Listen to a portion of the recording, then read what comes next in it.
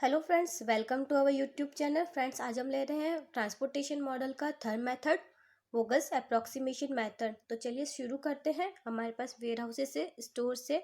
तो first step रहेगा demand and supply equal है कि नहीं चेक करेंगे। सप्लाई की टोटल 31 एंड डिमांड की टोटल भी 31 है, यानी कि डिमांड एंड सप्लाई हमारे पास इक्वल है। सेकेंड स्टेप रहेगा, हम लोग पेनल्टीज निकालेंगे। पेनल्टीज यानी कि row difference and column difference, मतलब difference between two minimum value of each rows and columns. तो चलिए डिफरेंसेस निकालते हैं। जैसे कि फर्स्ट रो में हम चेक करेंगे, मिनिमम वैल्यू 4 एंड 1 है, यानी कि second column and third column दोनों का डिफरेंस 3।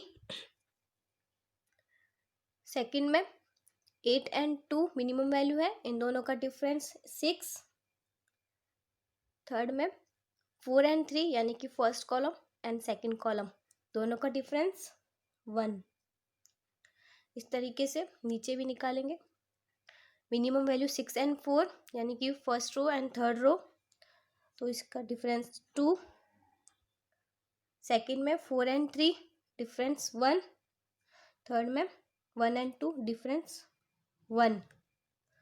तो पेनल्टीज मतलब अगर हम इस सेल में अलॉटमेंट नहीं करके इस सेल में अलॉटमेंट करते हैं तो हमारी कॉस्ट 3 रुपीज़ से इंक्रीज होती है, यानी कि एक्स्ट्रा कॉस्ट। तो उस पेनल्टी को सेलेक्ट करेंगे जो हाईएस्ट है, यानी कि 6। इसको हम रिमूव करेंगे। तो इसे कम करने के लिए 8 एंड 2 में मिनिमम वैल्यू 2 है, तो इसमें हम अलॉटमेंट करेंगे। Supply capacity 12 and demand 15। तो सप्लाई कैपेसिटी से ज़्यादा हम इसको अलॉटमेंट नहीं कर सकते, तो 12 यूनिट यहाँ हम डिस्ट्रीब्यूट कर देंगे।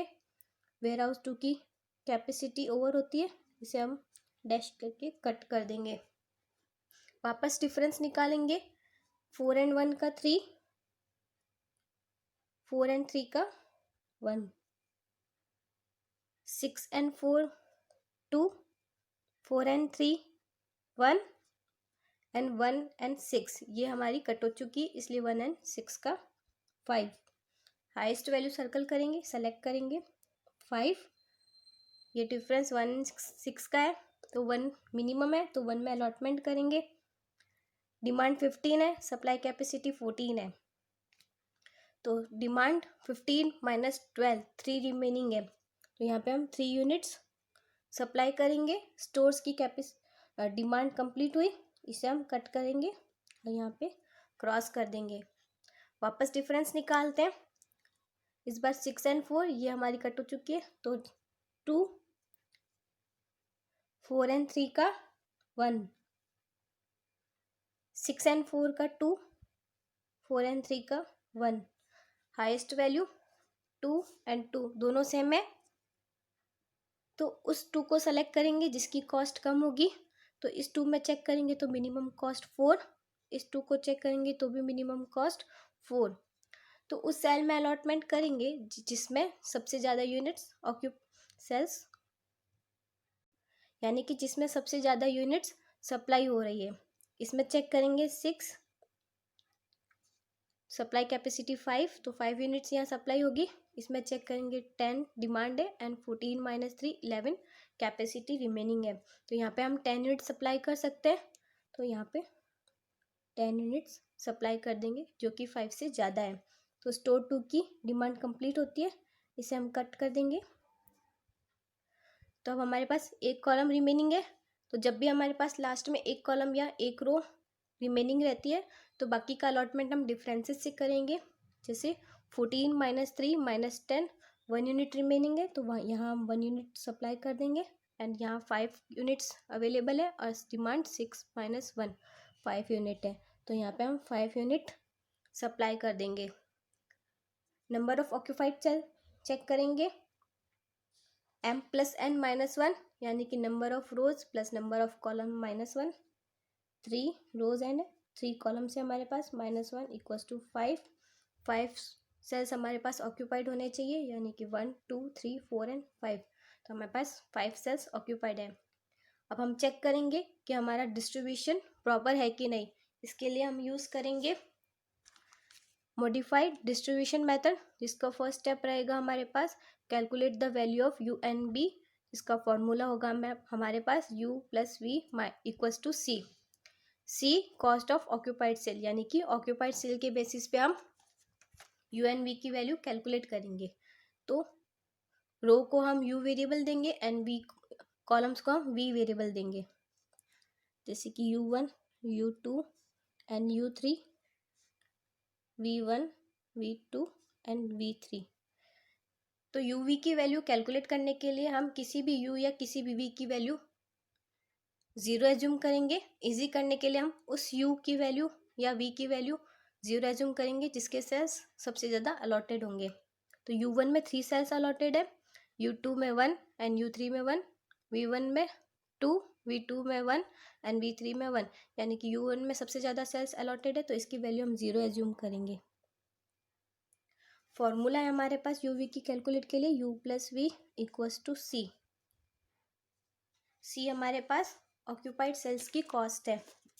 तो चलिए U1, तो हमारे पास U1 की वैल्यू है तो हम V1 की वैल्यू निकाल सकते हैं, जिसका फॉर्मूला रहेगा हमारे पास U1 plus V1 equals to C, यानी कि U1 equals to 0 plus V1 हो जाएगा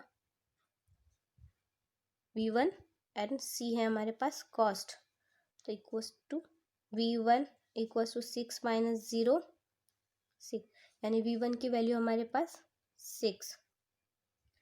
तो हम U1 से V2 की वैल्यू भी निकाल सकते हैं।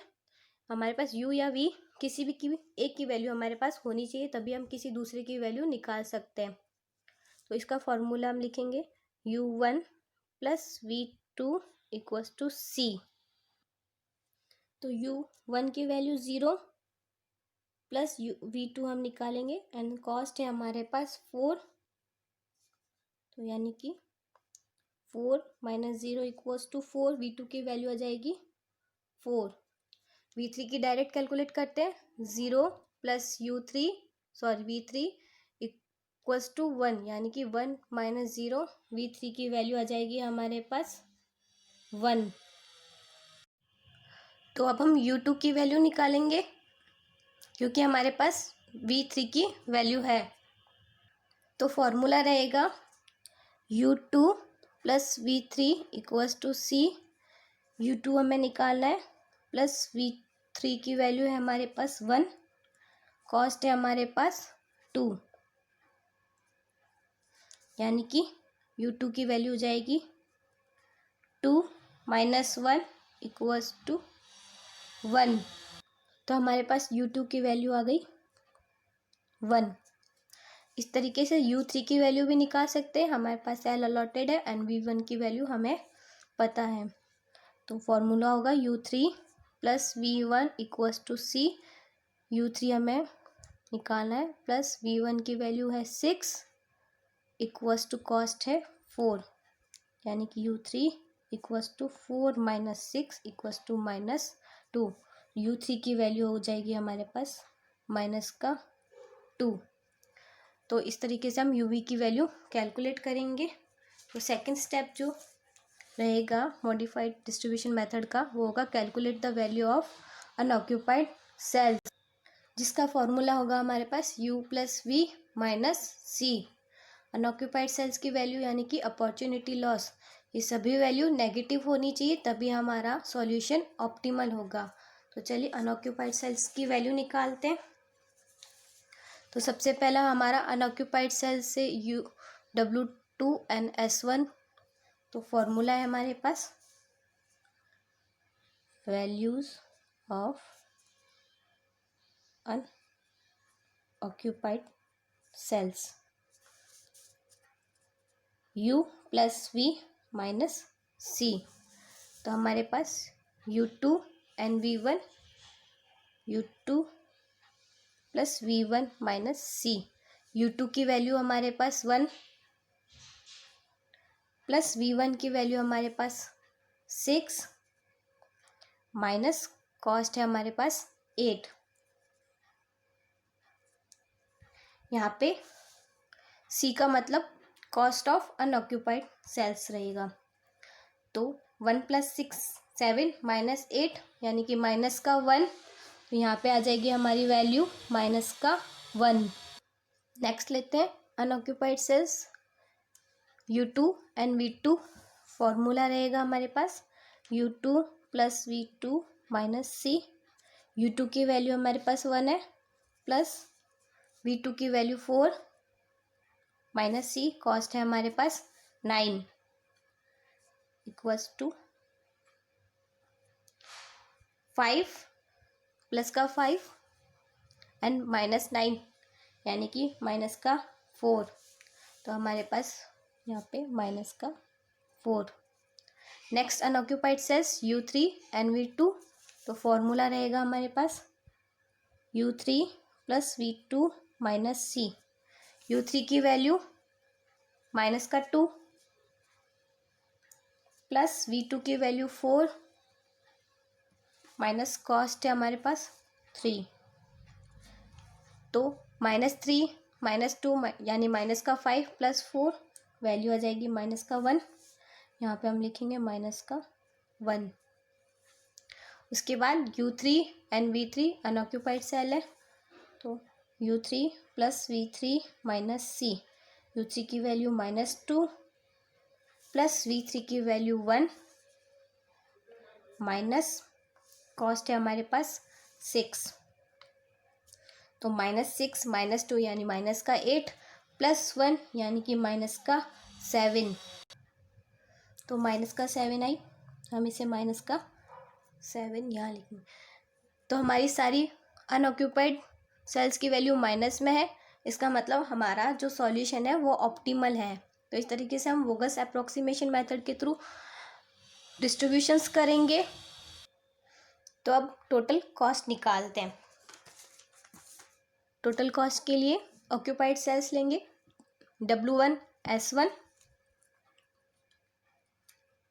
कॉस्ट है 1 मल्टीप्लाई बाई 6 इक्वल्स टू 6।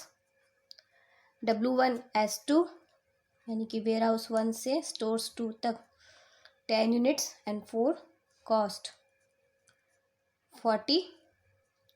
उसके बाद W1 एंड S3